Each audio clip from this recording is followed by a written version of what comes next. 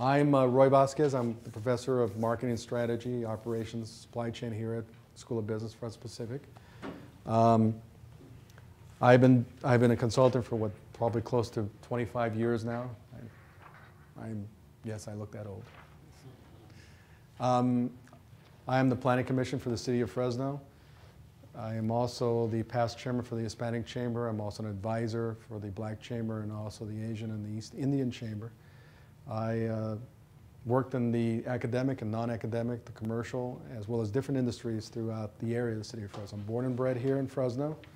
I love Fresno. I contribute a lot in terms of the Fresno economy here in terms of not only working with other entities and other organizations, but also with different businesses. So there's a lot of businesses not only through the state and also locally, but also through the nation and also worldwide, because I do a lot of consulting in the international market as well. So I bring a lot of that, not only to my classroom, but also to today's seminar, where we're going to talk about the social enterprise business plan. Now, the business plan, for the most part, is really, when we look at it in terms of a hard copy, it's really a documented assessment or representation of what you have in your head. That's really what a business plan is. It's a guideline. It's really a format or a playbook, if you will, of how your business should be designed. Not necessarily how it should be run, but how it should be designed in order to be able to get the mission and vision that you're looking for. That's what a business plan really is. So I want you guys to look at a business plan as really a living document.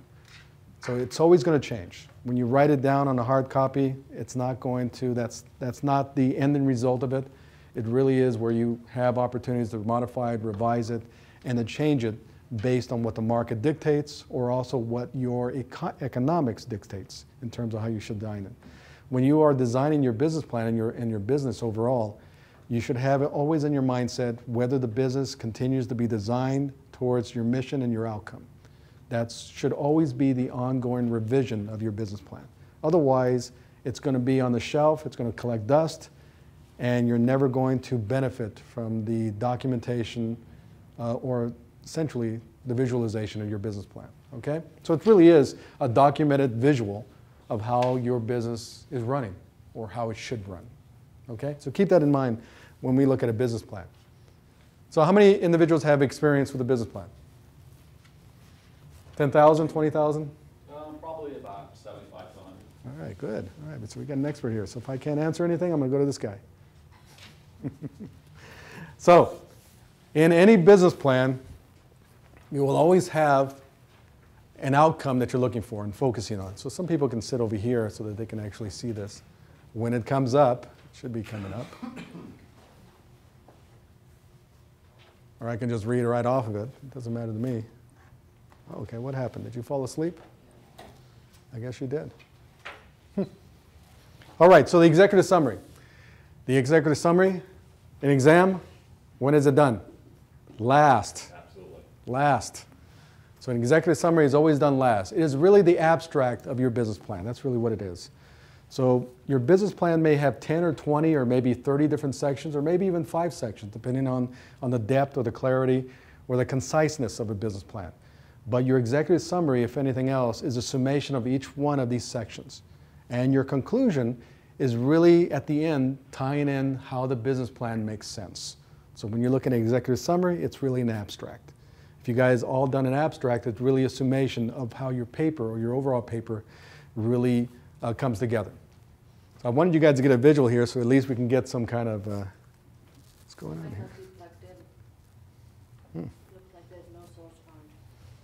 Should have it on computer. All right, so let's talk about the mission. Every business plan, every company, no matter if it is documented or not, has a mission. There is always some outcome that they want to achieve. So what would be a mission of your companies? So how can you describe what would be a mission? So if I say, what is your mission of your company? What are you really going to tell me? What do you guys think? What should the mission be? Your purpose. Your purpose? Your purpose. Your purpose, your existence. What you are trying to achieve. That's what your mission is. So if you're trying to achieve that I want to be able to help maybe maybe economically disadvantaged individuals, or maybe I'm trying to contribute to society in a certain way. That would be your overall mission, what you want to achieve. Now, what would be your vision? Because your vision, if anything else, is really your internal communication of how your business is run. So an example would be, let's say if you guys are going to, you guys are getting educated, you guys are going to this summit, you guys want to get a lot of experience about this summit. Well, you want to be able to gather enough information about this summit so that you can actually put together an idea for a business plan or an idea in order to be able to help society. That is your overall mission in terms of this summit. Part of your vision, if anything else, is the collections or the connections of each one of the activities that help you get towards your mission. So one of those is going to this class. That is one of your visionary activities to get to your overall mission. So far, so good, guys? Am I on track? I was going to go back to this guy. Now, why is that important? Because it helps you design the business so it can come to its conclusion or come to its outcome. And sometimes, even though we may say, well, you know what, I'm contributing to society, I'm doing the mission. But maybe your company is dysfunctional in terms of how it operates. You may have some money to be able to contribute sociologically to society, but maybe the company is not connecting right in terms of the vision. So there can be a disconnect in terms of the mission and the vision. So another example would be that maybe you have enough money at the end of the month, but you're working your butt off. I'm going to take that off. You're working your rear off in order to be able to do all these different things, in order to be able to have money at the end so that you can contribute. Well, you're not doing everything right in terms of the vision, the operation, but you're still getting your mission across. So when we look at companies in terms of missions and visions operationally, your mission, if anything else, is the outcome, but your vision needs to align and sync in order for it to be, in order to function well, so that you can obtain your mission. Okay? So, enterprise governance, one of the elements in terms of the business plan.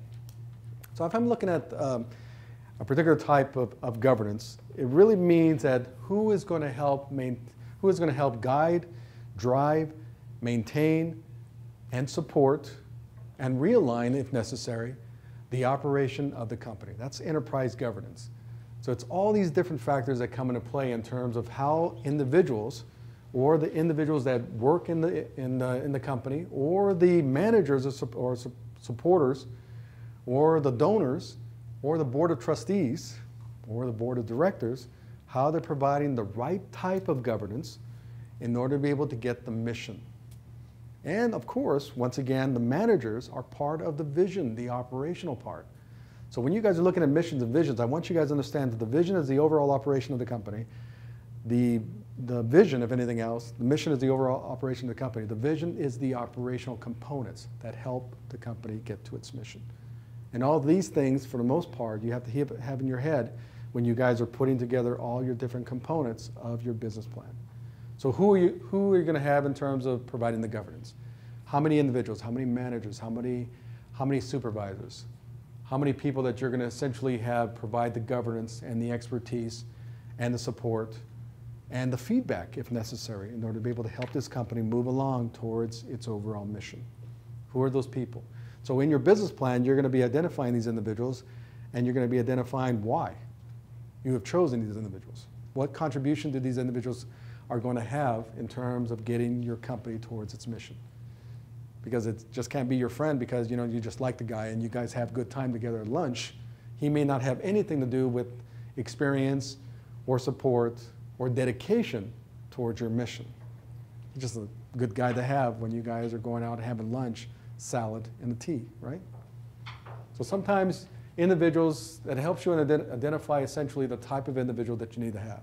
And always keep that in mind. Will these individuals that provide in the governance help me achieve my mission? And that's the question you have to have in terms of identifying these people. Human capital needs. So when I'm looking at human capital needs, especially in terms of the business plan, how many individuals do you need to have? What type of individuals? What is the quality? What is the level? What is the skill set? Those are some of the hard skills that we have. What is the soft skills? What about communication? What about personality? What about interaction? So these are things that are very important. If you're going to have a very customer-oriented type of enterprise, then I would probably stay away from people who don't like other people, okay? You want to be able to have people that essentially can interact and dialogue and communicate not only what you're trying to achieve, but also create an environment where the visionary operations works well. They are lubricated, okay? Because it's always nice to be able to have people that like other people and work together, because then you guys all get the things done the way you're supposed to, right? So when we look at the human capital, especially in terms of this, I don't know why it's not doing it. I always like to have you guys have a visual here, but you guys have it in front. Is this going to mess up the video here? Identify the number of individuals, the type of individuals that you want to have, hard skills and soft skills, and what their activities are going to be. That's the human capital needs. Now, you may also include, if you want, the salaries or the costs that you guys are going to be paying these individuals, so it can give you at least a good understanding about what the financial output and what the financial dedications will be for your business. The other part is the financial capital needs. Now, you guys, this is the easy part. This is the easiest part of all, right? How many of you guys think that this is the easiest part? No? Have any one of you put together a financial statement from scratch? From scratch. So how would you do it from scratch? You guys want to help me out? How would you guys do it from scratch? How do you guys put together numbers that truly represent the sales forecasts of a company? What do you guys think? You take your unit and then multiply it. A number of different types of units, if you have more than one, yes. And you multiply it by the price or the anticipated price for what the market is willing to bear, what the market is willing to pay, right? And you multiply it by the number of times that you anticipate you're going to sell it, multiply by the number of times in the year, every week, every day, whatever it may be, and that gives you your sales forecast right up there. Pretty simple in terms of sales forecast, right? You have to be able to itemize the number of units you're going to be selling. So all the units that you are selling, that you anticipate to sell, they will be line item out in your sales forecast. Sometimes you can consolidate those based on maybe they have similarities, maybe they're all food. But maybe the different types of food only sell at certain times. So you want to be able to identify those, okay?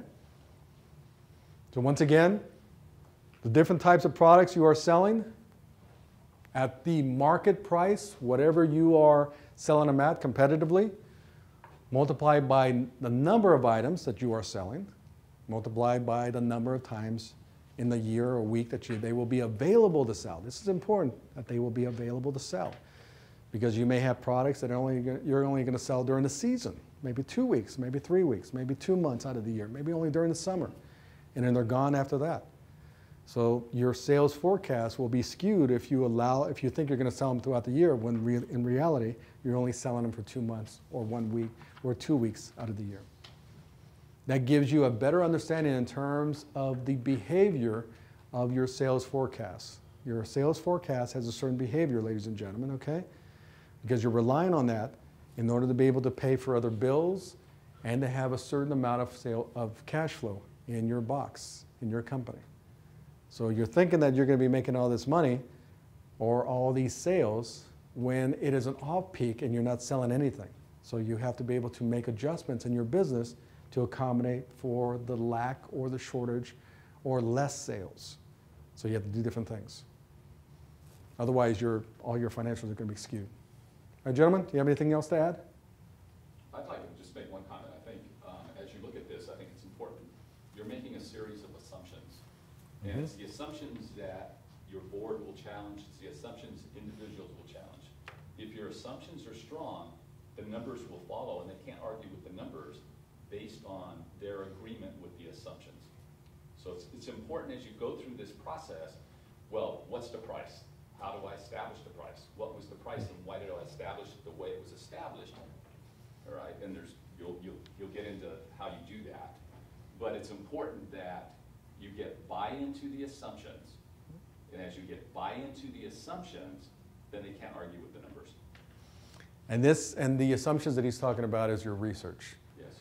So all the research that you are doing, it's all an educated guess. Nothing is set in stone. It would be nice to be able to have a nice crystal ball and you know exactly what the future is, but that doesn't occur.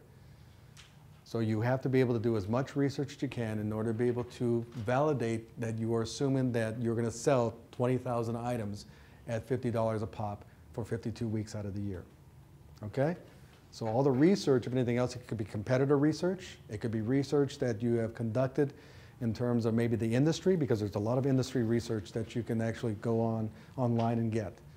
And all you're doing, if anything else, you're saying that the research by other credible entities and other competitors that sell similar products like mine, they are selling this number and they are selling at this price. That is part of research. So nobody can say, well, wait a minute here, why is it at 50 bucks? Well, because other competitors are selling it at 50 bucks, and in the market it says that 50 bucks really is the right price for this product. So all assumptions are backed up by the research. So you're assuming something. And you're assuming that this is going to be right because of this. So it's a good, educated guess about what's going to happen. Okay? That's what he was talking about, this gentleman, in terms of assumptions. Assumptions are good, educated, supported guesses by research. Operational capital needs. So when you guys are doing your financials, you guys are telling me the number of different products, what the price is going to be based on your research, whatever it may be, maybe competitor research if there's not a lot of research that's out there. How much you're going to sell it at, what's going to be the total amount in terms of sales forecast. You're also going to, if anything else, give me at least an understanding about what your debt is going to be, what your liabilities will be, what your expenses are going to be, what your fixed costs or variable costs are going to be. So one of your variable costs could be that maybe labor at a certain time. Another fixed cost could be your rent. When you look at expenditures, maybe you have your electricity and you have other things you're paying, all the raw materials that you need in order to be able to make the cupcakes that you're going to be selling, just for argument's sake, okay? So when you are looking at all your expenditures, it's all the things that you are paying. Sales revenue is all the things that you're getting in terms of money from the selling of your product. Your cash flow is essentially, and these are the three basic financial statements in any business, your cash flow, if anything else, is how well you use your money within your box, within the company. Because sometimes companies can be very, very sales-oriented strong, but they can be very cash flow poor because all their money is tied up in the way that they actually are operating, and they don't have enough money in order to be able to do other things with. So it's kind of like the same thing as that you spend a lot of money, you're making $100,000 a year, and you spend a lot of money on clothes, but then at the end of the month, you have no money at all. Well, where the heck did all the money go? It's all in your clothes, and you can't really use it for anything else. So companies of anything else, it's a comparison. An example is that they can actually make a lot of money, but they can be very cash flow poor. Okay?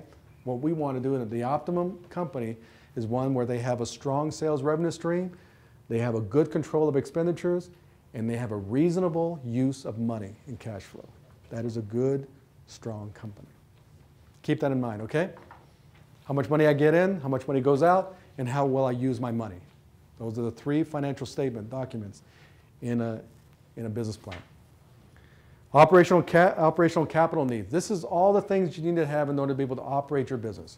So let's say the building, the land, the number of vehicles, the types of computers, or the number of computers, maybe the tables and chairs.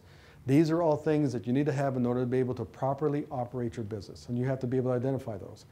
The reason why that's important is because it gives you at least a good indication of how things should be designed operationally in your business. And it also hopefully will give you an idea in terms of being able to validate and justify what things you need to have. Because sometimes I may think, well, I need to have 5 computers. Why do you need to have 5 computers? Maybe because I think 5 computers is a good amount because we want to be able to use all these different types of things. Then when you continue to evaluate your operational capital, you may figure out, wait a minute here, I just need to have 3 instead of 5. Then I can save a couple $1,000s not buying the last 2. I can do everything just as well with 3 computers instead of 5. So when we start to identify all our operational capital, it gives us a better understanding in terms of what is the proper use or the proper number or the proper design of how we should operate our business, how we should design it. How big our kitchen should be, how big our closet should be, okay? Sometimes having a bigger closet also forces us to be able to spend more. So having the right amount of size and space is also important to be able to help you control your costs as well. And so those are real things that are important. Questions so far? This is good stuff, huh? Market analysis. So you may think that you have a great product, but the market may not think you have a great product. So how do you identify whether you are making the right product? That's where you do market analysis. You can do surveys, you can ask other individuals, you can look at competitors in terms of what they're actually selling, and you can look at the different types of features. Now remember, once again, when you are evaluating the competitors, you need to be able to evaluate the type of product they're selling, where they're selling it, what the price is, what they're offering. Because these are important elements, because it may be the same type of product and you say, well, I could sell that same product too, but maybe they're offering other things that you're not aware of. Maybe they're offering different types of warranty. Maybe they're offering different types of locations. So these are things that are very important in terms of what the market is dictating or what the market wants. And so what you're trying to do is evaluate the type of market you want to be able to sell the product to and the type of market that you are faced with. Because maybe you want a market that essentially makes this amount of money and they're going to buy your product every single day. But the reality is the market makes this amount of product and they will buy your product every other day. And so you have to understand exactly what the market is so that you can actually create your operational plan and also identify the type of product that you really need to sell and how to sell it too. Okay? Questions on this? I know I have a limited amount of time here. Competitor analysis. So why is it important to be able to identify our competitors? What do you guys think? Why is that an important thing? Just to know who you're competing against and that's about it? But a competitor, pardon me? Find out how much they're getting paid for whatever they're doing. Okay. Yeah, and if they're going to spend money at your competitor and not spend it with you, there's going to be a limited amount of resources for the family. Okay. Purchases. Anybody else? Why do we need to know or understand our competitors? One, of course, that we want to be able to understand exactly what the price is going to be and where they're actually selling the product, right? Understand exactly how they're structured and all these different things that they essentially are doing that maybe we're not doing. So really, when we look at a competitor analysis, we're not only identifying the types of competitors that we could be competed against, but really what's important is what they're doing. Really a competitor, when we look at a competitor analysis, we're identifying exactly what they're doing. Why are they doing it? How are they doing it? Where are they doing it? What the price is? How are they marketing? These are things that are very important because if we are selling similar types of products in the same market and these competitors are doing the same thing, then we need to understand exactly what they're doing because maybe they've been here longer than we have. Maybe they've been there maybe they're new competitors in the marketplace. And then after they came in, all of a sudden we started seeing our sales revenue stream go down by 20% or 10%. We want to know what the heck is going on. So that's why it's very important to be able to identify our competitors. Now, also remember that sometimes indirect competitors can also take advantage of our market. So we have direct competitors. These are competitors that essentially are in the same market, selling a similar type of product to our same market. Indirect competitors are competitors that are essentially outside the market that are selling similar types of products, or they're in the market, but they're selling slightly different products. Why would that be important? Well, one, because we want to be able to identify the direct competitors, the ones that we have to compete directly against, and whether they're strong or they're weaker than us. But we also want to identify whether their indirect competitors have a potential to compete against us too.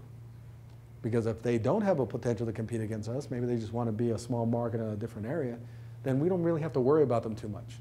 We want to know about them, but we don't have to worry about them. The stronger indirect competitors are the ones that have the greater potential to be able to change their product mixes and they can compete against us. In other words, they hit us on a blind side. We didn't think that they were going to be competitors against us, then all of a sudden the next day they're selling the same product in the same market that we are. And all of a sudden we're shocked by that. And they start taking some of our market away automatically.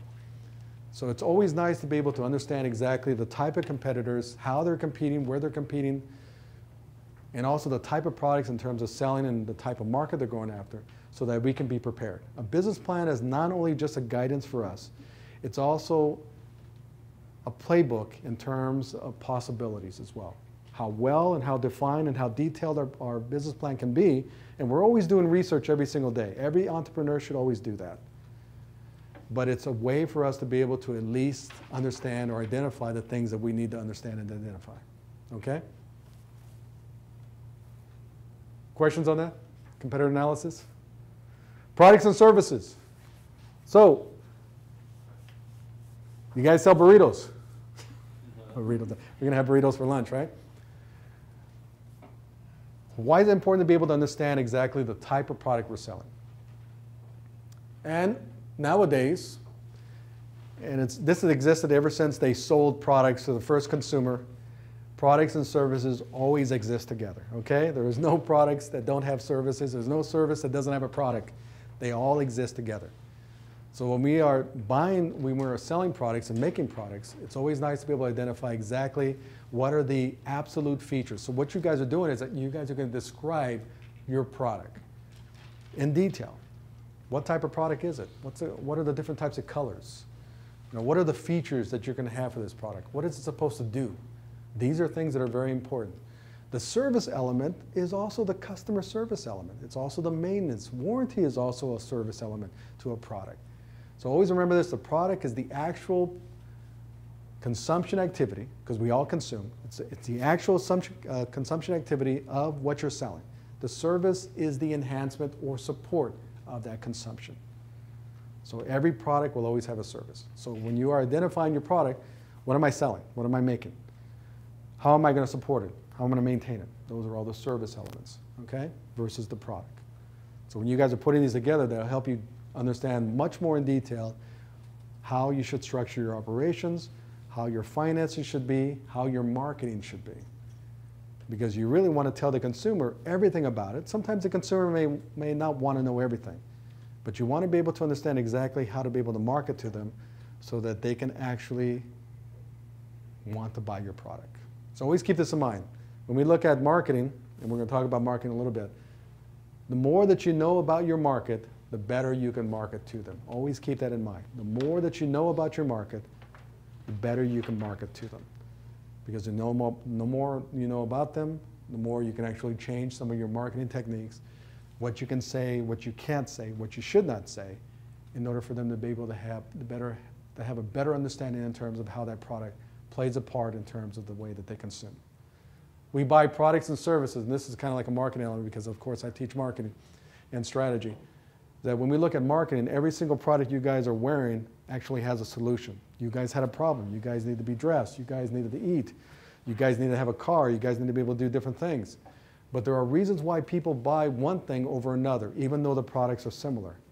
And what we're trying to know in terms of the marketing analysis as well as marketing is that once we understand how they or what they or why they want to consume, then we can market in terms of how to match that. Otherwise, they're going to say, it doesn't make sense to me. I'm not going to buy it. All right? Keep that in mind, guys. So, products and services, detail, operations. This now is where you are telling the reader of the business plan how you guys operate. What's going on? What happens when the customer comes in and wants to buy your product? What happens when you turn the lights on in the morning? What is going on?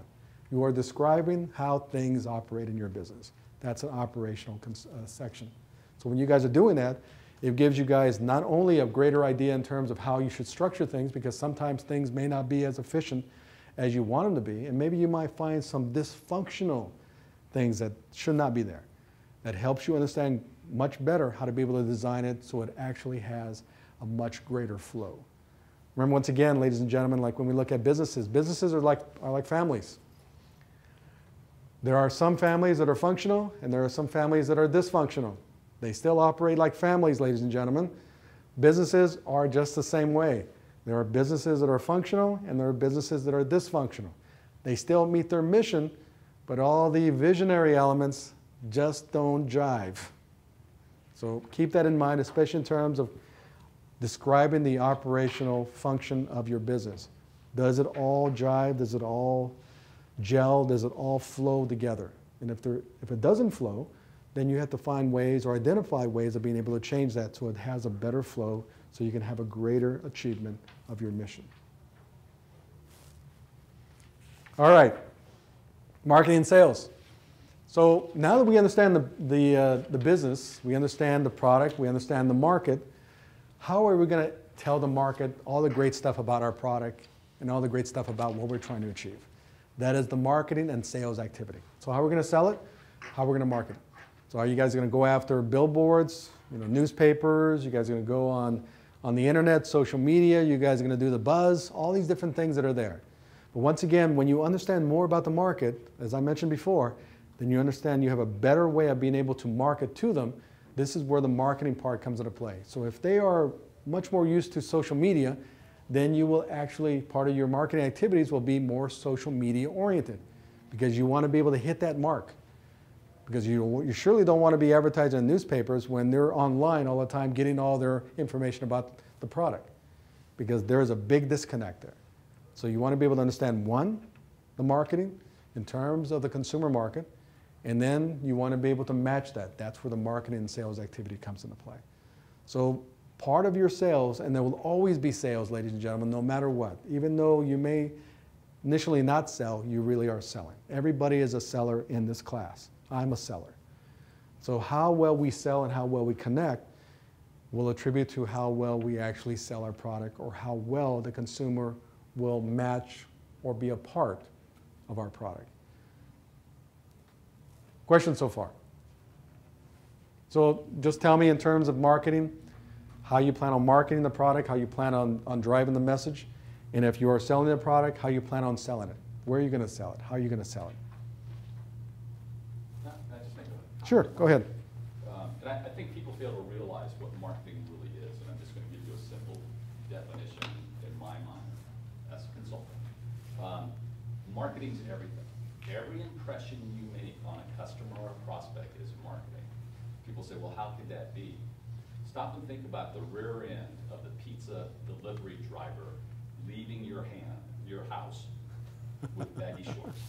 Okay? Is that marketing? That's marketing. Absolutely. Okay, so people they miss it. They think marketing is PR, it's advertising, it's all these things. But marketing really is every interaction or every impression that you or your business makes on a customer or a prospect.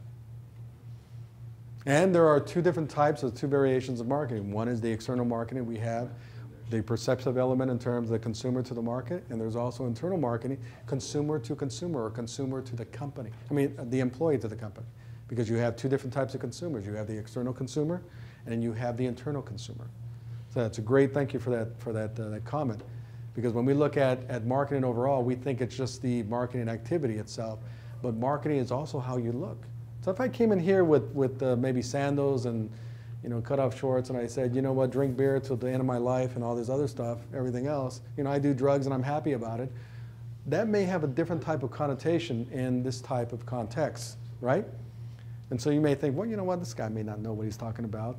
I mean, I don't respect him that well because of the way he dressed, for one, initially, and also for the type of propaganda that he has on his shirt and everything else and how he looks. But those all play a part in not only just the selling of the product, but also in terms of the perception. Marketing is about perception. And all of you guys are marketing yourselves. You really are. When you talk to people, the way you guys dress, the way you guys act, your commands, the type of words you use, the type of words you don't use, how you look, your facial expressions, how well you're kept, your hygienic elements, okay? Whether you smell, or whether you use perfume or cologne, or whether you dress a certain way, or whether you have a good haircut or not. Those are marketing attributes. And these marketing attributes actually extend a brand. You're telling somebody about you. And so the way that your building is kept, maybe you mow the lawn every day, maybe things are great, maybe you interact with your neighbors very well. Those are all marketing attributes. So when you look at marketing and sales activities, even your employees that are off the clock, and all of a sudden now they go and they do different things, and they still are wearing the shirt of the company that they work for, your company, and they're doing things that they're not supposed to be doing, that's marketing too. Because they're telling other people, essentially, the perception of the company. So I know that I don't want to go through a lot of stuff because I'm pressed for time already, but what is the evaluation and social impact of your company? This will be an important thing because once you guys are putting together your whole business plan, either you guys, every company on this planet, believe it or not, will have a social impact of some sort. Either it's going to be positive, either it'll be negative, but there will be a social impact.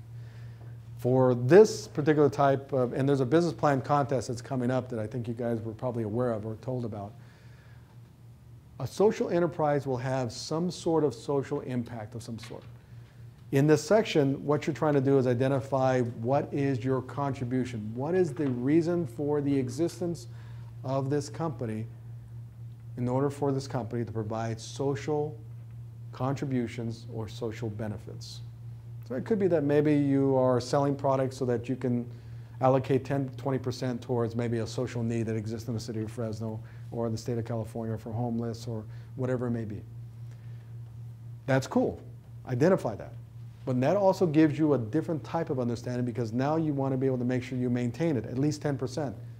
So that means that now you have to go backwards and you have to question whether your operational structure, how your company is designed, is it designed well enough or designed in a way that essentially will give you the opportunity to be able to have a social positive impact. And so one of the things that you're going to be looking for in this section is that you're going to identify your social impact, what you would like to contribute to society, but also you should be looking at whether your operational structure, the way that your business is designed, will that design of that business give you the ongoing contribution that you are seeking in terms of your social impact. So these are things that are very important, because all these things line up together. Not one is separate from the other. Each one of these sections of your business plan all should tell you something about all the other sections of your business plan. Okay? So it's a living document. You should be revising it, modifying, ongoing. Risk assessments. So what are risks? You start your business, no risk, right? Start it up, make the product, sell it, piece of cake, zero risk. Is that true? So what are the risks of putting together and starting the business? What do you guys think? This section talks about the assessment of those risks.